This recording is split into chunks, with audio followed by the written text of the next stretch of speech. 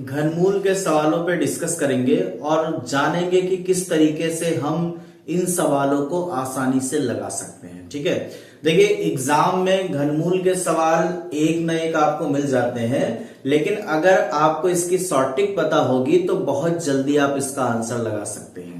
ठीक, देखिए इसी घनमूल के सवालों पे आज हम डिस्कस करेंगे कि कैसे आप इन सवालों को जल्दी से लगा पाओगे। लेकिन उसके लिए बस खाली कंडीशन इतनी है कि जो 1 से लेकर 9 तक के नंबर होते हैं, इन सभी नंबरों के क्यूब, ठीक है, इन सभी नंबरों के क्यूब आपको याद होने चाहिए। ठीक है, अगर याद होंगे तो विश्वास मान के चलिए आप सवाल को देखते ही आंसर बता देंगे कि क्या आंसर आ सकता है। ठीक, आइए बोर्ड पे देखते हैं और डिस्कस करते हैं और जानने का प्रयास करते हैं कि कितनी जल्दी से जल्दी सवालों के आंसर आप दे सकते हैं। देखिए कैसे, देखो यहां पर हमने आपको क्यूब यहां पर नंबरों का लिख दिया। कहां से कहां तक के नंबर हैं? 1 से लेकर 9 तक के नंबर। ठीक, जैसे 1 का क्यूब 1 होता है, 2 का क्यूब 8 होता है, 3 का 27, इसी तरीके से सभी नंबरों के आपके यहां पर क्यूब लिखे हैं। वो भी सभी नंबरों का मतलब है कि सिर्फ 1 से लेकर 9 तक के। ठीक, और ये भी आप जानिए कि जो मोस्टली सवाल एग्जाम में आते हैं वो 1 से लेकर 9 तक के नंबरों के शॉर्ट ट्रिक पे ही डिपेंड करते हैं। ठीक, बहुत रेयर केस में कभी नंबर बड़े आ गए, नहीं तो आप इन्हीं नंबरों से आसानी से आंसर आप दे सकते हैं।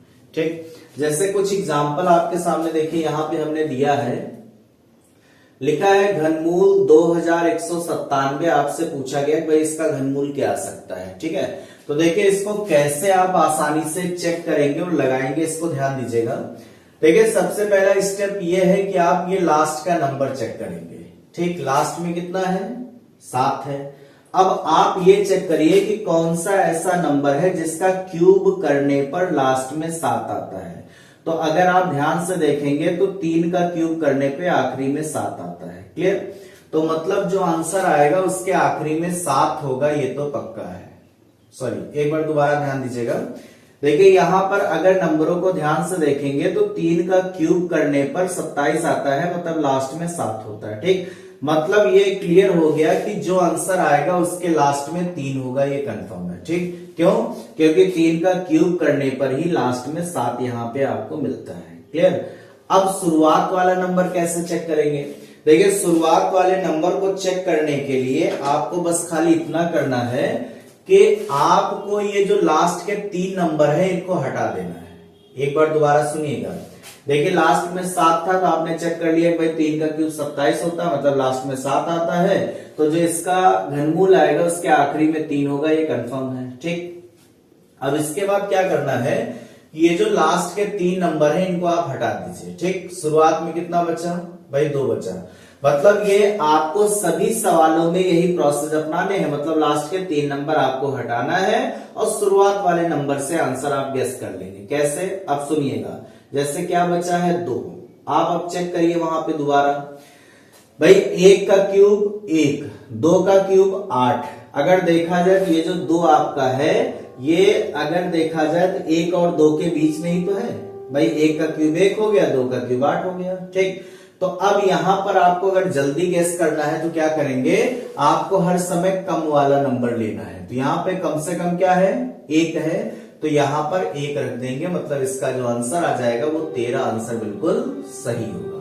ठीक, अब जरा अच्छा दूसरा सवाल देखिए, भाई लास्ट में क्या है? 2 है। अब तुरंत आप चेक करिए कि कौन सा ऐसा नंबर है जिसका क्यूब करने पर लास्ट में 2 आता है। तो आपने चेक किया भाई 8 का क्यूब करने पे लास्ट में 2 आता है, कंफर्म हो गया। तो मतलब इसका जो आंसर आएगा वो लास्ट में 8 आएगा, ये पक्का है। ठीक, अब लास्ट के दूसरा स्टेप क्या है कि लास्ट के 3 नंबर कैंसिल, क्या बचा? 5। अब दोबारा चेक किया जाए, भाई 1 का क्यूब 1 होता है, 2 का क्यूब 8 होता है, मतलब इन्हीं दोनों के बीच में ही तो 5 आएगा। तो हर समय आपको छोटे वाले नंबर को लेना है। तो छोटा वाला नंबर कौन सा है? 1 है, तो इसका मतलब इसका जो आंसर आ जाएगा वो 18 आंसर बिल्कुल सही होगा। क्लियर? अब इसके बाद एक नंबर आपको और बताते हैं, फिर अगला आप आंसर चेक करिएगा क्या आ सकता है। ठीक है, देखिए इसके लास्ट में क्या है भाई? 8 है। तो कौन सा ऐसा नंबर है जिसका क्यूब करने पर 8 आता है? तो आपने चेक किया 2 का क्यूब करने पर 8 आता है, मतलब इसका जो आंसर आएगा वो लास्ट में इसके आंसर में 2 होगा, ये पक्का है। ठीक, अब शुरुआत वाला नंबर कैसे चेक करेंगे, लास्ट के 3 नंबर कैंसिल, कितना बचा 74। अब वही दोबारा प्रोसेस चेक किया जाए भाई, 74 64 और 125 के बीच में ही है भाई, 4 का क्यूब 64 और 5 का क्यूब 125, तो इन दोनों में छोटा कौन सा है भाई, इन दोनों में छोटा कौन सा है 4 है, तो आपने 4 ले लिया, तो क्या आंसर आ गया 42 आंसर बिल्कुल सही। ठीक है, तो अब इसी मेथड को आप अप्लाई करिए और चेक करिए कि ये जो 4 नंबर पे सवाल लिखा है इसका आंसर क्या आ सकता है।